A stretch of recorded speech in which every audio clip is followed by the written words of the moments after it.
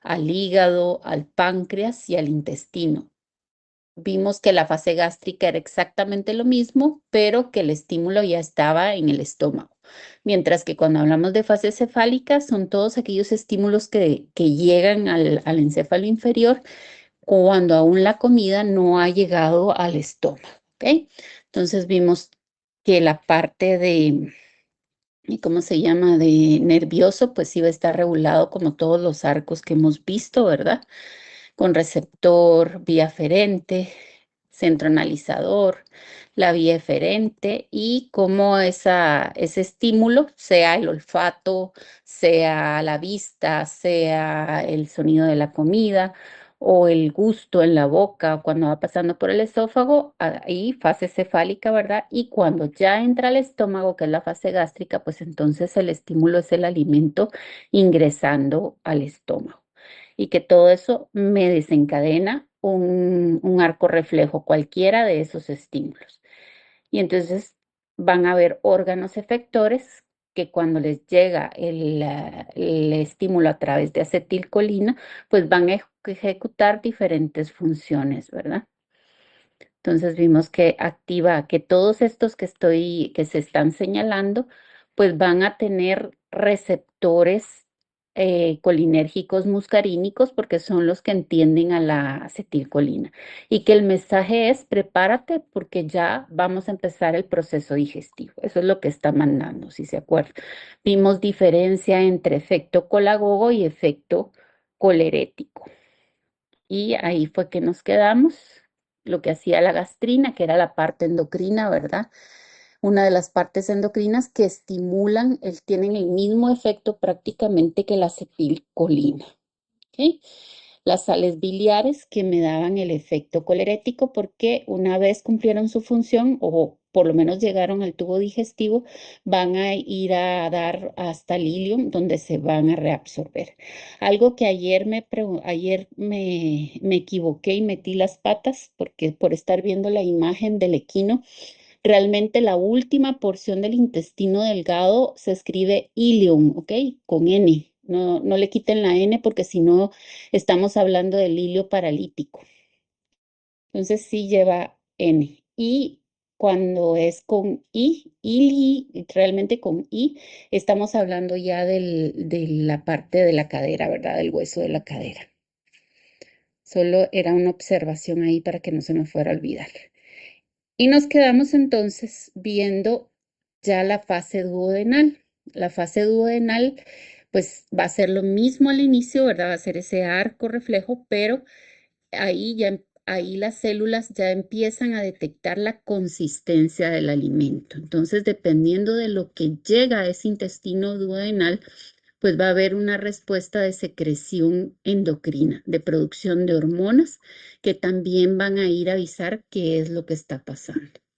Acá les puse una célula para que se acuerden que dependiendo, cada una de esas hormonas tiene que tener un receptor en la célula. Si la célula no tiene receptor para la hormona que se va a producir, pues entonces la hormona no va a causar ningún efecto en esa célula, porque la hormona viaja por torrente y donde haya receptor, ahí va a estimular y va a haber una respuesta celular, ¿ok? Entonces, vamos a ver a nivel de intestino, en la fase duodenal, que el intestino entonces, al caer el alimento, también va a tener efectos esas hormonas sobre los diferentes órganos que vimos ayer. Y entonces regresamos, ¿se acuerdan que cuando vimos estómago, también vimos estos estímulos, ¿ok? Ya es el ambiente que se genera en el intestino delgado debido a la llegada de ese alimento. Entonces, cuando viene del estómago, acuérdense que aquí se estaba dando un pH ácido debido a la producción del ácido clorhídrico. Entonces, cuando llega aquí, pues llega muy ácido y si es demasiado ácido, entonces va a provocar algo. Cuando es una gran cantidad de alimento, pues la osmolaridad es alta, la concentración de ese líquido gástrico que está llegando va a ser alta si es una gran cantidad de comida. Dependiendo del tipo, todos los alimentos van a tener grasa, todos van a tener carbohidratos y todos van a tener proteínas, pero qué es lo que va a tener en mayor cantidad ese alimento que estamos ingiriendo o que está ingiriendo el animal, va a desencadenar diferente respuesta, ¿ok? Entonces, estas hormonas ya las conocemos, las vimos en gástrico, porque a la hora de que entra a estómago también a nivel duodenal se está generando, perdón, al momento que entra a duodeno también va a ir a estimular o a inhibir el funcionamiento del estómago. Y lo mismo ocurre con hígado y con páncreas, ¿ok? Ayer les dejé para que repasaran hígado, para que se acordaran de las estructuras y cuál es el lado basal y el apical, dependiendo de dónde se encuentran los enterocitos, ¿verdad? Porque de un lado van los sinusoides que llevan la sangre y del otro van los conductos donde se está formando o a donde está cayendo la bilis. Para eso era la tarea, para refrescarles, ¿verdad? Pero aquí entonces la regulación, vean que el ácido otra vez, igual que cuando vimos estómago, pues me va a estimular secretina. ¿Y qué es lo que va a hacer la secretina? También las proteínas estimulan secreción de secretina. Esta va a ir a los conductos hepáticos. ¿Por qué? Porque lo que está recibiendo el mensaje es, estoy recibiendo un pH ácido, necesito controlarlo porque si no me va a destruir como mucosa, ¿ok? Entonces, ¿qué es lo que hace la secretina? Estimula aún mayor secreción de la parte líquida de la bilis rica en bicarbonato para que ese bicarbonato llegue hasta duodeno y amortigüe ese ácido con el que está llegando. ¿Qué más va a ir a hacer? A estimular a la célula principal porque es estimulada por proteína para que produzca más pepsinógeno que se convierta en pepsina y además inhibe a la célula parietal para que baje la producción de ácido y no se lastime la mucosa duodenal. Esta ya la habíamos visto porque vimos que ocasionaba acá, ¿verdad? Es la fase duodenal cuando el alimento ingresa, ¿qué es lo que va a ocurrir? Luego tengo, quitar estas, ¿ok? Una alta osmolaridad. Y esa alta osmolaridad, ¿a quién va a ir a estimular? Pues a la producción de colecistoquinina. ¿Sí, Jamie? Perdón, solo podría repetir lo de la secretina con el conducto hepático. Ujú, ok. La secretina tiene como órganos blancos, si se dieron cuenta. Estos son sus... Vamos a ver, espérenme que me... La secretina tiene como órgano blanco, perdón porque aquí me salté uno yo también. Vamos a ver. Acá. Tiene como órgano blanco los conductos, tanto pancreáticos como del hígado. ¿Y qué se produce a nivel de los conductos? Es la producción de más solución alcalina, es decir, que a nivel de conductos es donde se secreta bicarbonato. Entonces la secretina, como lo que quiere es que baje la acidez a nivel del duodeno, pues va a ir a estimular a esos conductos, tanto los hepáticos como los pancreáticos, para que haya mayor secreción de bicarbonato. Y funcionan exactamente igual esas células como ¿se acuerdan de la parietal, cómo se formaba cómo se daba la reacción bioquímica que se formaba CO2 más agua, ácido clorhídrico y este se separaba en hidrógeno y bicarbonato? Solo que ahora lo que sale hacia la luz de estas glándulas y llega a la luz del intestino es el bicarbonato y el que va hacia sangre es el hidrógeno que se amortigua con el bicarbonato que se formó de la célula parietal. Entonces tenemos amortiguación tanto en el intestino como en medio interno. ¿Ok? Entonces lo que sí debemos de tener claro es esa reacción bioquímica. ¿Cómo se está dando? Porque la secretina está estimulando a estas células del conducto hepático y de los conductos pancreáticos para que secreten ese bicarbonato. No sé si ahí estamos, Jamie. Ok, entonces lo hace por amortiguación. O sea, la secretina llega a estimular la producción de bicarbonato. No sé si eso está claro, Jamie. Sí, sí. ¿Sí? ¿Ok? Entonces, ¿para qué? Para que amortigüe el ácido, porque si no, ese ácido que está llegando desde el estómago me daña la mucosa del intestino. ¿Ok? Ok, sí, gracias. De nada. Y entonces vamos con la osmolaridad alta, una osmolaridad alta y una alta cantidad de grasas. ¿A quien estimula? Es a la producción de colecistoquinina. ¿Se acuerdan de la CCK? Ya la vimos su efecto sobre el estómago. Ahora nos toca ver el efecto sobre los otros órganos efectores para que ayuden al intestino, ¿verdad? Entonces, colecistoquinina, ¿qué hace? Tiene un efecto colerético otra vez. ¿Se acuerdan cuál era el efecto colerético? Perdón, colagogo. Tiene un efecto colagogo. ¿Se acuerdan cuál es el efecto colagogo?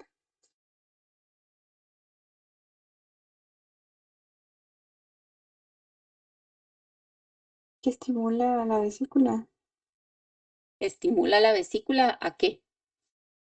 a contraerse para liberar bilis. Exactamente. Entonces, la colecistoquinina tiene el mismo efecto que tiene la acetilcolina sobre la vesícula biliar. Estimula la contracción de vesícula biliar. ¿Ok? Tiene un efecto colagogo. ¿Y todo para qué? Porque dense cuenta, se está liberando bilis, una osmolaridad alta debido a una gran cantidad de grasa, sobre todo, ¿verdad?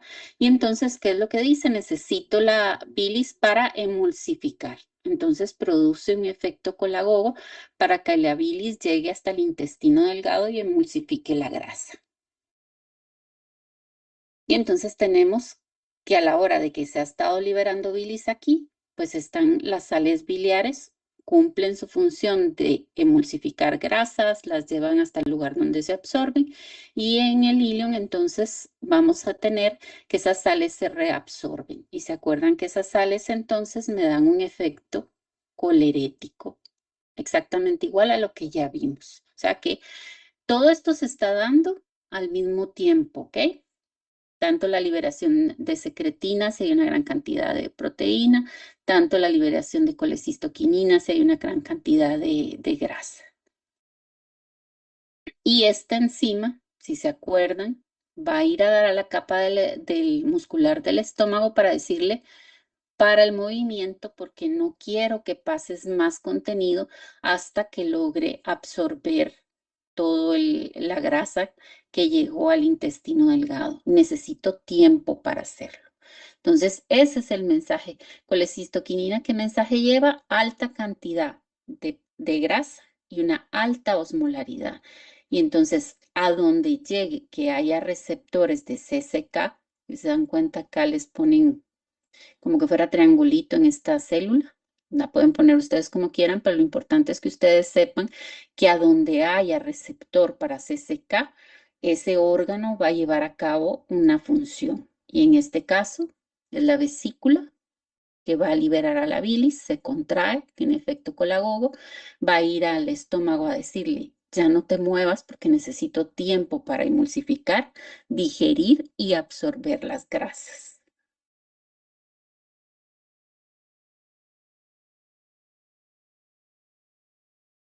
Y al páncreas, pues va a irle a decir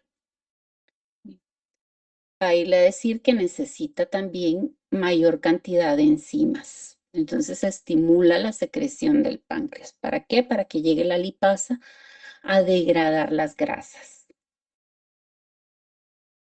¿Ok?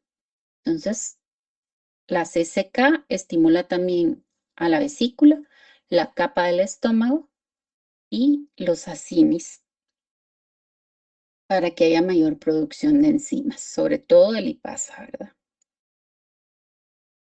¿Estamos hasta ahí?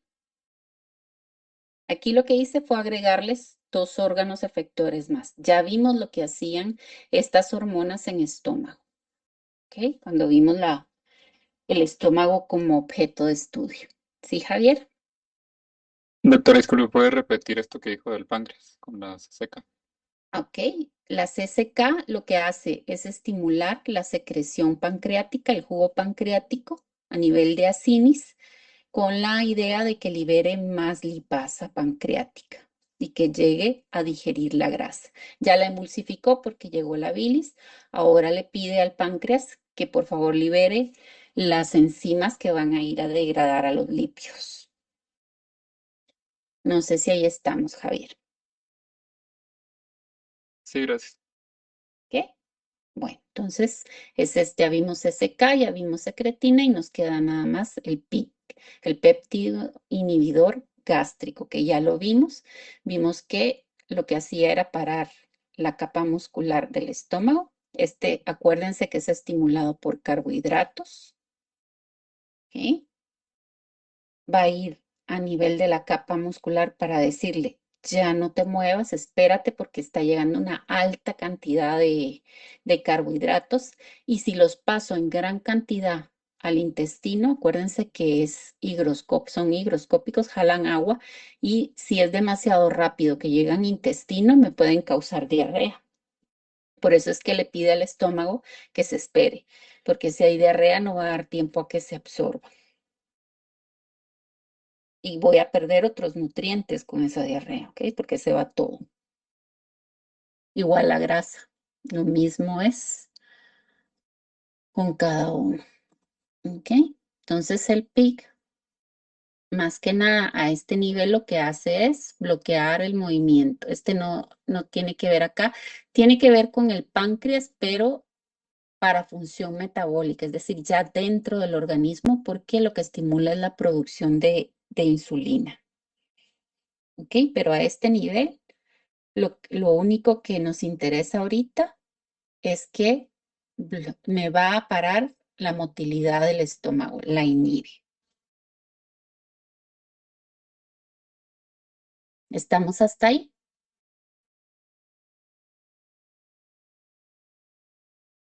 Sí, doctora. ¿Ok? Con esto terminamos la regulación, ¿ok? Vimos que regulaba nervioso y que regulaba endocrino y que quien produce las hormonas que van a ir a avisar a todos los órganos qué es lo que deben de hacer, son hormonas que se producen en la mucosa del intestino y que viajan por sangre a cada uno de ellos y que cada uno de ellos tiene que tener receptor, ¿ok? Si no hay receptor para estas hormonas, no va a llevar a cabo ninguna función. El órgano que no tiene receptores para esas hormonas no ejecuta nada.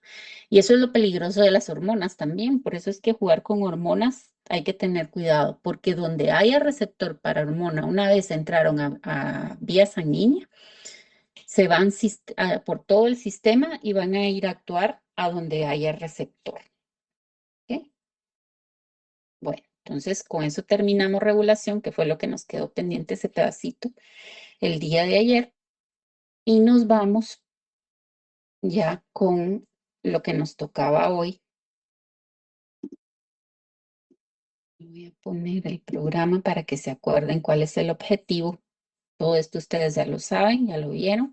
Y el objetivo de esta clase como tal es que se pretende que comprendas cómo se da la digestión y absorción. O sea, que vimos la regulación que se da para que esto se pueda llevar a cabo, la digestión y la absorción. Son las dos funciones principales de ese intestino delgado y que necesitan de la capa muscular, de la mucosa del intestino, pero también para poderlas llevar a cabo necesita del páncreas y del hígado. Vesícula biliar porque almacena, pero del hígado porque forma la bilis. Si falla hígado o si falla páncreas, pues entonces voy a tener un problema con mi digestión. Y eso es lo que tenemos que ir pensando, ¿no? ¿Qué pasa si el páncreas no funciona? ¿Qué pasa si no funciona el hígado? ¿Qué pasa si hay un daño en mi mucosa intestinal? Porque entonces las funciones de digestión y absorción se van a ver afectadas, ¿de acuerdo? Ahí es donde nos tenemos que enfocar.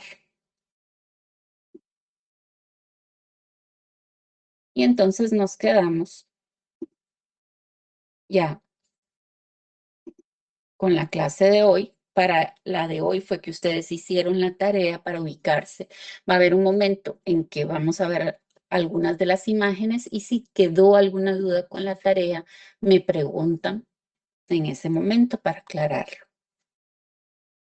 Entonces, intestino delgado, sus funciones principales, digestión y absorción intestinal, pero dependen esta digestión y absorción de hígado, de páncreas y de un buen funcionamiento de las capas histológicas principales, ¿no? De muscular lisa y de mucosa para que se puedan llevar a cabo. Y entonces vamos a iniciar con la digestión de los lípidos. ¿Cuáles son las 3 biomoléculas que nos interesan? Porque se absorben más cosas, pero las 3 biomoléculas que nos interesan a nosotros, ver cómo se digieren y se absorben, ¿cuáles son? Aparte de Lípidos, los carbohidratos, y, proteínas. y proteínas, ¿ok? Entonces vamos a iniciar con la digestión de los lípidos. Eso es la primera. Entonces, la digestión de los lípidos, vamos a ver que inicia en cachorros, en terneros, en mamíferos jóvenes o lactantes, si lo queremos ver así, con la lipasa en la saliva. O sea, todo mamífero lactante tiene lipasa en la saliva y esa lipasa empieza a actuar sobre los lípidos. Desde ahí empieza la digestión química, ¿ok?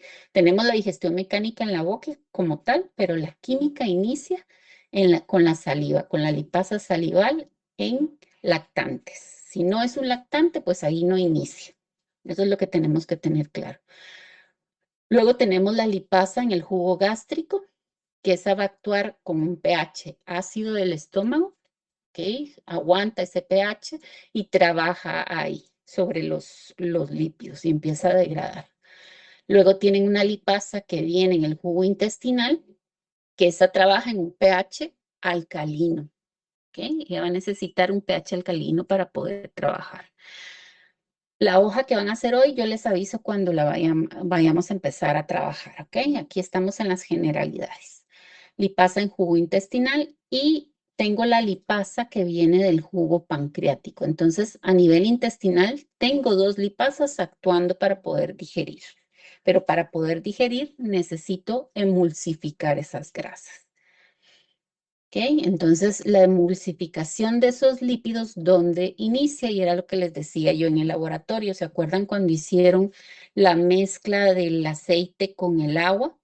Y los pusieron a temperatura alta, los pusieron a mezclarse, que es lo mismo que hace el estómago. El estómago mezcla y ya cayó, desde que entró a la boca realmente cambió de temperatura el líquido.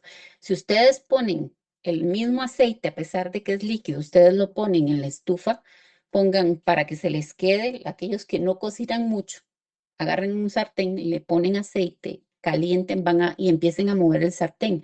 Van a ver que al inicio costaba que se moviera ese aceite y una vez se calentó, quedó más líquido y eso es parte de ir emulsificando esa temperatura. Entonces, inicia al ingresar en la boca por la temperatura. Continúa en estómago con los movimientos porque la empieza a mezclar. Y ustedes vieron que se formaban gotas más pequeñas, pero el problema era que con el tiempo se separaban otra vez. No es una emulsificación estable. Entonces, ¿qué es lo que ocurre en intestino? Que aquí se le agregan sales biliares y es como que fuera el jabón que utilizamos para quitar la grasa del sartén. Entonces, las sales biliares emulsifica las grasas y permite que se vuelvan micelas más pequeñitas y que ahí puedan actuar las enzimas. Entonces, en el duodeno es donde se vuelve estable la emulsificación con esas sales biliares de la bilis, ¿ok? Entonces, tenemos claro que no es lo mismo hablar de emulsificación que de digestión, que la emulsificación favorece digestión, sí, pero ¿por qué? Porque disuelve las grasas en el agua. ¿Ok? Si no se disuelven en el agua, pues entonces las lipasas solo van a actuar en la interfase y no van a poder, va a tardar mucho en darse la digestión. Y al final lo que ocurre es que sale más rápido a través del intestino y se pierden esas grasas. Función de la bilis entonces, esto es para que ustedes se acuerden, ¿verdad? Lo que les acabo de explicar. Estómago, son glóbulos de grasa que se van a volver más líquidos. En el duodeno ya se les agrega las sales biliares, viajan a través del yeyuno porque se transforman de cada vez de gotas más grandes a gotitas más pequeñas que quedan disueltas en el agua como micelas. Y entonces de esa forma en el yeyuno ya se pueden absorber los lípidos. Las sales biliares, que era lo que les mencionaba hace un rato, se van hacia el ilion y son absorbidas nuevamente hacia medio interno. Primero mecanismos de transporte y luego a nivel de capilares se absorbe. ¿Ok? Esto es lo que les expliqué hace un momentito. Está la imagen en la presentación que les subí, así que la pueden ver ustedes ahí y repasar. ¿De acuerdo? Y esto fue lo que les dejé, la circulación enterohepática, que es lo que ustedes marcaron, ¿verdad? Aquí es como un simulacro porque este intestino delgado pues es muy cortito. Estaríamos hablando de que aquí está el duodeno, en medio estaría el yeyuno y acá al final estaría el ilion, ¿verdad? Porque están simulando la reabsorción. Acuérdense que la irrigación es a lo largo de todo el intestino, no solo este pedacito, solo es para esquematizar esa circulación enterohepática de las sales biliares. ¿Ok? Entonces, ¿qué es lo que ocurre? ¿Cuál es la circulación enterohepática? Es la salida de las sales biliares al intestino, cumplen su función, son reabsorbidas y por vena porta vuelven a llegar al hígado a estimular nuevamente la producción de sales biliares. En la tarea les dejé que marcaran la vesícula, ¿verdad? Que es donde se lleva a cabo el efecto colagogo, y las sales biliares que llegan a hígado me dan el efecto colerético, más producción de sales. Y a eso se refiere esa circulación. Mientras haya salida de sales biliares intestino, pues van a ser reabsorbidas. ¿Por qué? Porque al organismo le cuesta mucho, le sale caro estar perdiendo esas sales biliares, mientras que si llegan inmediatamente son utilizadas para formar más bilis, ¿de acuerdo? No sé si hubo duda con esta circulación enterohepática, si a alguien le quedó duda cuando hizo la tarea o si quedó clara.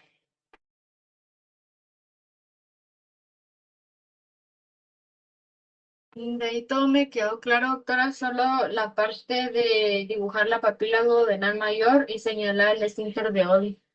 Ok, aquí el esfínter de Oddi estaría en la salida y la papila es como una burbujita que se forma en el intestino. Es para que se les grabe. Y era lo que les decía el día de ayer, que traten de ver en sus necropsias porque se ven esas papilas, ¿ok? Esta salida sería la papila duodenal mayor y si dibujáramos el páncreas acá, tendríamos una papila duodenal menor que es más chiquitita, ¿ok? Cuando se hacían experimentos en fisio, por ahí esas papilas eran las que localizábamos y vencíamos los esfínteres para poder canalizar o sondear, mejor dicho, el conducto del colédoco y sondear el conducto pancreático. Entonces la papila es como una burbujita, como que fuera una ampollita que dibujan acá. ¿Ok? Y el esfínter estaría atrás de la ampollita. Es decir, lo que quiero que se den cuenta es que no es lo mismo la papila que el esfínter. No sé si ahí me doy a entender, Sheila. Sí, doctora, gracias. De nada. Bueno, entonces, eso solo es para que ubiquen sus partes anatómicas y la circulación, que es lo que tiene que quedar claro, porque si hay diarrea, por ejemplo, yo pierdo esas sales biliares y a mi hígado le va a costar más realizarlas. Todo eso es lo que tenemos que ir enfocando, ¿de acuerdo? O si se daña el hígado, pues ya no voy a tener bilis y por lo tanto no voy a tener quien emulsifique.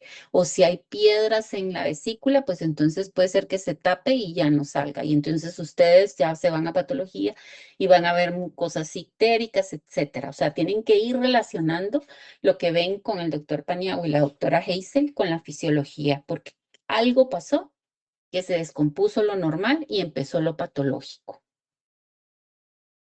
¿Ok? Y entonces, esa digestión, para recordarnos, antes de seguir con la parte de digestión, porque aquí nos quedamos en la emulsificación y con la circulación enterohepática, quiero que estemos claros de que la digestión ya en el intestino delgado tiene 3 etapas, ¿ok? Y esas son parte de lo que ustedes tienen que poner en su cuadro, en la hoja. La digestión tiene la digestión es la hidrólisis que es catalizada por enzimas, ¿verdad? Eso es a lo que se refiere la digestión. Y se necesita agua y que se diluyan, por eso la emulsificación antes de las grasas. Y entonces las enzimas van a actuar en diferentes lugares del intestino y eso es lo que llaman fases de digestión intestinal, ¿ok? Entonces, hay enzimas que van a actuar en la luz del sistema digestivo, en la luz de ese intestino delgado, ¿ok? Hay enzimas que van a actuar en la superficie de la membrana, es decir, a este nivel pegadito a la membrana. Y hay enzimas que van a actuar dentro del epitelio, es decir, dentro de los enterocitos. A eso es a lo que se llama los diferentes tipos de digestión. Entonces, en su cuadro ustedes tienen una digestión luminal, si no estoy mal, ¿verdad? Entonces, esa digestión luminal es la que llevan a cabo las enzimas en la luz del sistema digestivo. A eso se refiere si lo quieren anotar ahí para que no se les olvide. ¿Ok? Fase luminal se refiere a la hidrólisis catalizadas por enzimas en la luz. ¿Qué enzimas trabajan ahí? Las del jugo pancreático. Por eso fue que les puse este cuadro acá. ¿Ok? Son todas, le pueden poner enzimas del jugo pancreático y ustedes ya después se van a ver todas las enzimas que actúan, que vienen del jugo pancreático. Todas esas enzimas actúan en la luz, ¿ok? En la fase luminal. ¿Tenemos claro qué es la fase luminal de la digestión en el intestino delgado?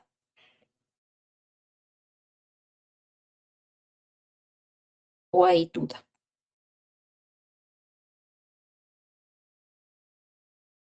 Sí está claro. ¿Sí está claro? Bueno, entonces, si yo les pregunto a ustedes, por ejemplo, si el páncreas no está funcionando y no está secretando las enzimas o no está dando su secreción exocrina, ¿cuál de las fases de digestión intestinal se va a ver afectada?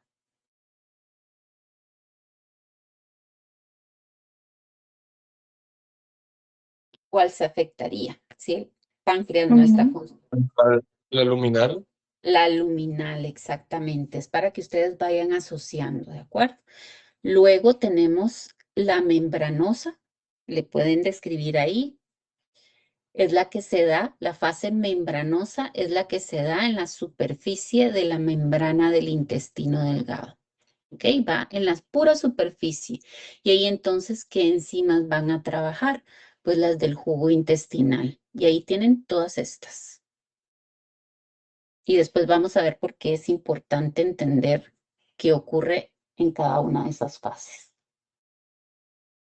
¿Ok? Aquí, a nivel de membrana, porque quiere decir que los nutrientes se van acercando a la membrana. Primero se digiere lo que está en el lumen, eso va yéndose hacia las orillas y sufre una hidrólisis a nivel de la membrana, que es la fase membranosa. Y ahí entonces son atacadas por las enzimas del jugo intestinal. Todos esos nutrientes. ¿Estamos claros ahí? Entonces, si se daña mi mucosa, ok, gracias. Si se daña mi mucosa, el problema es que no voy a tener digestión. Tuve una digestión luminal, pero no tuve una digestión membranosa. Entonces, vamos viendo dónde se puede estar afectando mi digestión si yo encuentro ciertos nutrientes en las heces de ese animal. Dentro del epitelio del intestino, que es la última, la fase intracelular o la fase epitelial, que es la digestión que se lleva a cabo dentro de los enterocitos. Y son peptidasas, ¿ok? Es decir, que los péptidos son los que se van a terminar de degradar dentro de la célula. No les marco ninguna de estas porque es llevada a cabo por enzimas que están dentro del enterocito. y son las peptidasas. ¿Completaron su cuadro? Únicamente las peptidasas. Sí, solo peptidasas, nada más. En el enterocito solo vamos a encontrar enzimas que degradan péptidos. Los carbohidratos y los lípidos tienen que ser degradados en la luz, o sea, entre la fase luminal y la fase membranosa. Ok, gracias. Y nada. ¿Estamos hasta ahí todos o alguien tiene duda de esto, de las fases? Y no confundir con los las fases del proceso digestivo, ¿verdad? Eso es diferente a las fases de digestión intestinal. Porque se nos puede meter que son fases, pero cada una es fase de otra cosa, no es de lo mismo. Y entonces ahora sí, esa digestión de lípidos, ya una vez emulsificada para terminar con ellos, pues entonces forma las micelas, pero necesita de una colipasa, que es la que le abre camino a la lipasa. Y si se dieron cuenta, la colipasa, que es una enteroquinasa, se forma en el jugo intestinal. Es esta que está acá. Esa es la colipasa, la enteroquinasa es la colipasa que va a permitir abrir espacio para que las lipasas entren a esas gotitas chiquititas que vieron en el laboratorio y que pueda degradar los lípidos. Los va degradando ahí adentro y ya cuando degradó es que vamos a ver que se pega a la superficie y estos lípidos son absorbidos. Entonces, sin colipasa o sin enteroquinasa, mejor dicho, ¿verdad? La lipasa no puede entrar y no puede haber degradación. O sea que pudo haberse emulsificado, puede haber lipasa que venga de intestino o de páncreas, pero si no está la enteroquinasa producida con el jugo intestinal, no va a haber degradación de los lípidos, ¿ok? Porque se necesita que le abran camino, porque como está toda rodeada de sales biliares, las sales biliares no dejan entrar la lipasa hasta que la enteroquinasa le abre camino. Entonces, la enteroquinasa no degrada, la enteroquinasa abre camino para la lipasa.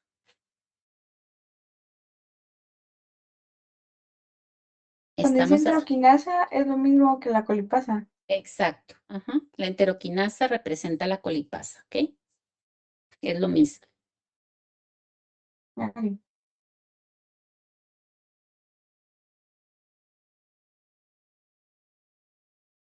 ¿Estamos hasta ahí?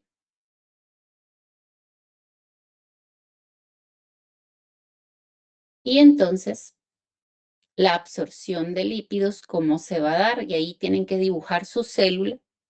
Dibujan una célula con su porción apical y su porción basal. Y acuérdense de hacerle a esa porción basal sus capilares y sus vasos linfáticos, porque tienen que acordarse que los lípidos se reconstruyen dentro de esa célula y pasa al vaso quilífero. ¿Ok? Entonces, una vez emulsificados, degradados, las sales biliares acercan esos lípidos a la membrana apical, que es la que, vean que hasta microvellosidades tiene dibujadas aquí. Entran esos lípidos degradados y esos lípidos degradados se convierten, vamos a tener que hay de alto peso molecular y de bajo peso molecular. Esos de alto peso molecular, perdón, los de bajo peso molecular pueden atravesar la membrana, porque acuérdense que la membrana tiene, ¿cómo es? Tiene una capa que está formada por lípidos y ellos pueden atravesar. Y los de bajo peso molecular son absorbidos por capilares, es decir, entran directamente a sangre. Mientras que triglicéridos, monoglicéridos, colesterol, los van a meter en una vesícula, el retículo endoplasmático liso, los mete en una vesícula, los pasa al aparato de Golgi para terminarlos de formar, ¿verdad? Y como vesículas sufren ¿Cómo se llama esto? Cuando salen que la membrana los saca. ¿Qué mecanismo? Exocitosis. Exocitosis. Exocitosis, exactamente. ¿Ok? Los junta todos para volver a formar lípidos. Entonces, en la membrana apical, como la membrana está formada por lípidos, entran fácilmente, ¿verdad? Solo atraviesan la membrana. Mientras que los ya cuando los volvió a empaquetar en lípidos de alto peso molecular, los manda a través de exocitosis por el lado de la membrana basal. Entonces tiene dos formas de ingresar a medio interno. Una es atravesando la membrana porque se juntan con esos mismos lípidos de la membrana y los dejan pasar. O por exocitosis cuando ya son de alto peso molecular. Los de alto peso molecular son recogidos por el vaso quilífero, mientras que los de bajo por los vasos sanguíneos.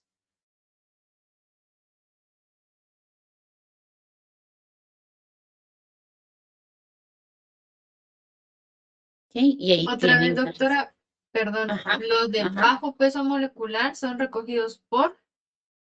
Si son de bajo peso molecular, ¿a quién se le hace fácil recogerlos? los capilares. Sanguíneos, ¿ok? Pongan sanguíneos porque a mí se me olvidó decirles, pero son sanguíneos porque los dos son capilares, solo que uno es sanguíneo y el otro es linfático. Y los de alto, todo lo que tiene alto peso molecular, los capilares no lo pueden absorber o reabsorber dependiendo de dónde estamos. Y tienen que ser recogidos por los vasos quilíferos, en este caso en el sistema digestivo, que son parte del sistema linfático. ¿Estamos ahí, Sheila? Sí, doctora, gracias. ¿Ok? Bueno, entonces ustedes tienen ahí, esto lo vieron en bioquímica, cómo están formadas, ¿verdad? Que tienen un lado hidrofóbico y otro hidrofílico, esas sales biliares, y por eso es que pueden diluirse. Solo era para que tuvieran en mente otra vez esa imagen, ¿de acuerdo? Pero lo que me interesa es que sepan cómo van a ingresar del medio externo al medio interno esos lípidos. ¿Ok? Y luego tienen la digestión de carbohidratos, ¿ok? Porque en el caso de los lípidos, pues tenemos que los lípidos sufren digestión a nivel de la luz, porque hay lipasa pancreática, y a nivel membranoso, porque hay una lipasa del jugo intestinal, ¿verdad?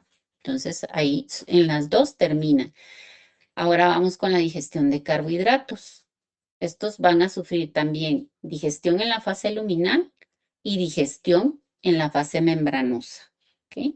En el caso de los lípidos, pues es indiferente porque están secretando esas lipasas, van a actuar. ¿Qué es lo que va a hacer en la fase membranosa? Terminar de digerir, pero lo pudo haber hecho en la fase de luminal, porque son las mismas lipasas, ¿ok? Mientras que a nivel de carbohidratos, ustedes se van a dar cuenta que unas son secretadas por el jugo pancreático, las enzimas, y otro por el jugo intestinal. Entonces, en la fase luminal de la digestión, pues solo tenemos actuando a la amilasa que viene del jugo pancreático. Y entonces, ¿sobre qué actúa la amilasa únicamente? Sobre el almidón. Y esa amilasa degrada, quiere decir que la lactosa que se haya consumido sigue a la fase membranosa como lactosa y la sacarosa igual, que es lo que va a poder degradar la amilasa únicamente almidón y lo convierte en maltosa, en isomaltosa y maltotriosa. Entonces, en la fase luminal de la digestión, a nivel de la luz, lo único que actúa es la amilasa pancreática, degradando almidón. ¿Ok? Mientras que en la fase membranosa de la digestión tenemos actuando, y si les faltó alguna en su cuadro, la pueden agregar ahí, a la lactasa, a la maltasa, que actúa sobre maltosa y maltotriosa, la isomaltasa y la sacarasa. Estas vienen en el jugo intestinal. Entonces, se van a degradar todos estos carbohidratos que tienen aquí únicamente en la fase membranosa de la digestión, porque es el jugo intestinal el que produce estas enzimas. Y entonces ya lo lleva hasta el grado de glucosa o galactosa y fructuosa, ¿verdad? Entonces ya son monosacáridos y estos monosacáridos ya pueden ser absorbidos. No necesitan de una fase epitelial de digestión porque terminan su digestión en la fase membranosa. Pregunta capciosa. ¿Dónde inicia la digestión de carbohidratos? ¿Quién me puede decir? Así como vimos de lípidos, ¿se acuerdan al inicio? La de carbohidratos, ¿dónde inicia? ¿Y de qué va a depender que inicie? ¿Se acuerdan dónde más había milasa? No sabía. ¿En qué especie, sobre todo? ¿O en qué tipo de animales? ¿En qué animales que tienen cierto tipo de alimentación? No eran carnívoros y omnívoros. En carnívoros no, en omnívoros sí de fijo y en algunos herbívoros, ¿ok? Entonces, en algunos herbívoros y en todos los omnívoros, la digestión de carbohidratos inicia en la boca con la amilasa salival. De ahí para, ¿verdad? Y hasta que llega acá vamos a encontrar la amilasa pancreática que va a actuar a nivel de la fase luminal y luego tenemos todas las enzimas que degradan los disacáridos en monosacáridos, ¿verdad? Los convierten al final en glucosa, galactosa o fructuosa y esto ya puede ser absorbido. ¿Qué mecanismo se utiliza para poder entrar la glucosa? Tenemos nuestro lado apical, que es el que da la luz, ¿verdad? Entonces, en el lado apical, vean que la fructuosa pasa por difusión facilitada, la glucosa entra por cotransporte, transporte activo secundario, porque se aprovecha de la difusión facilitada del sodio, ¿verdad? Está entrando el sodio por difusión facilitada y la glucosa se aprovecha e ingresa con él.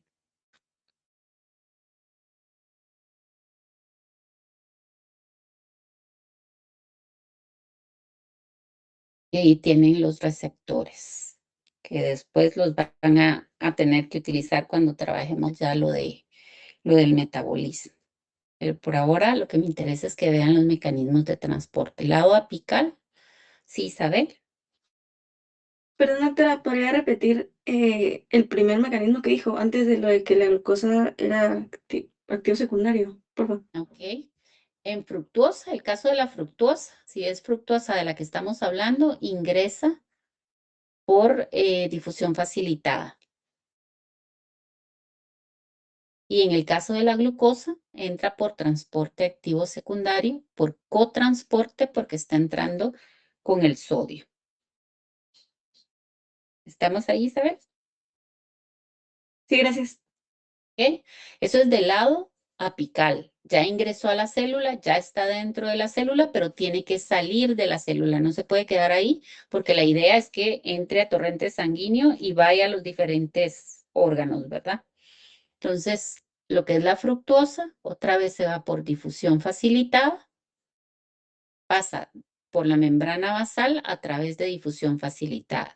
Igualmente la glucosa va por difusión facilitada.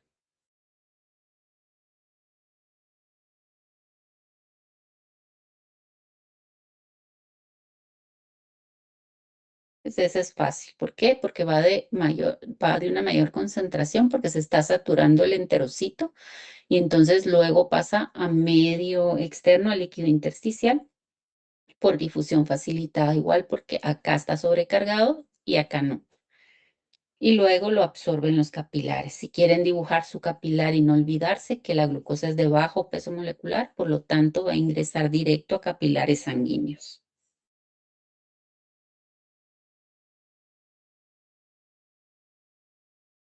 Y así es como lleva a cabo la absorción el intestino a nivel de las vellosidades de los carbohidratos. ¿Estamos hasta ahí?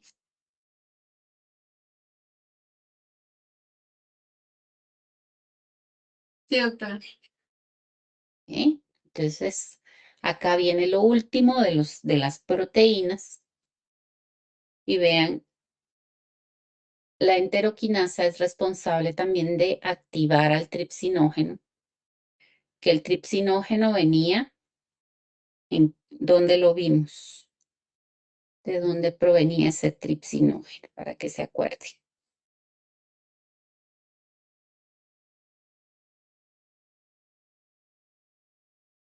Vamos a ver, no aparece acá, no, pero es parte del jugo pancreático, ¿ok? Es una de las peptidasas que están acá.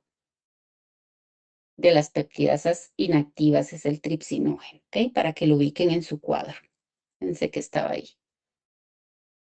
Entonces, tripsinógeno viene en el jugo, es parte del jugo pancreático, está inactivo. Acuérdense que tiene que estar inactivo porque si no me degrada mis glándulas. Y entonces lo activa la enteroquinasa y se convierte en tripsina. Le quito un pedacito, vean que esto es parte de aquí, le quito un pedazo y lo transformo de tripsinógeno en tripsina. Y la misma tripsina hace que se active más tripsinógeno.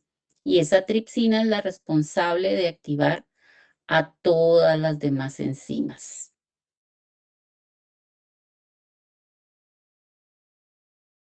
Y acuérdense que este viene en el jugo intestinal.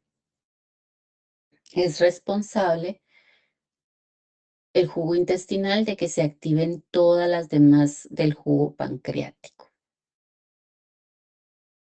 Entonces sufre una digestión a nivel luminal. Las proteínas empiezan a degradarse a nivel luminal.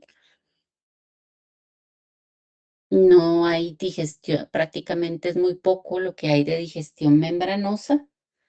Es donde ahí lo que hacen es que siguen actuando las del jugo pancreático, degradan, y entonces a la célula, vean, productos finales de la fase luminal de la digestión proteica, y entonces entran a la célula como dipéptidos, tripéptidos, oligopéptidos, tienen que ser degradados por las peptidasas que se secretan a nivel membranoso, y luego ya los que llegaron hasta aminoácidos libres son absorbidos. Entonces, a nivel luminal están actuando las enzimas del jugo pancreático, todas las que vimos acá, ¿ok? Todas esas actúan y degradan. Pueden llevar la proteína hasta dipéptido, tripéptido, que puede pasar hacia el interior de la célula. Pueden llevarlo hasta oligopéptidos, pero estos sí necesitan ser degradados a nivel del jugo intestinal por peptidasas antes de poder ingresar. Y puede ser que en la fase luminal las proteínas lleguen hasta aminoácidos libres o que se formen de esos oligopéptidos, ¿verdad? Se forman aminoácidos y por cotransporte de sodio, al igual que la glucosa, entran. Los dipéptidos y tripéptidos tienen un transportador también, son, ¿cómo se llama? Por difusión, van como un tipo de difusión facilitada, pero que acepta cadenas más grandes, ¿verdad? Nutrientes más grandes. Entonces pasan a través de la membrana. Y adentro, que era lo que les decía, son los únicos que pueden ser degradados dentro del enterocito por peptidasas intracelulares convertidos en aminoácidos. Pero eso sí, todos, al final tienen que, para poder atravesar la membrana basal y llegar a los capilares, tienen que ir como aminoácidos. Y aquí sí es por difusión. Como acá se satura, los aminoácidos pasan por difusión. Y los capilares ya los recogen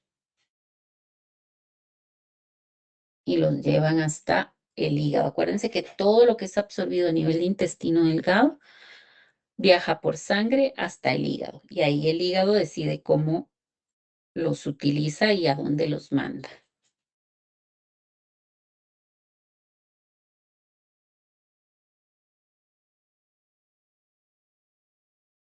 ¿Estamos hasta ahí? Tenemos claro, proteínas son las únicas que terminan de degradarse en el intracelular, ¿sí, Sheila? Solo, doctora, entonces,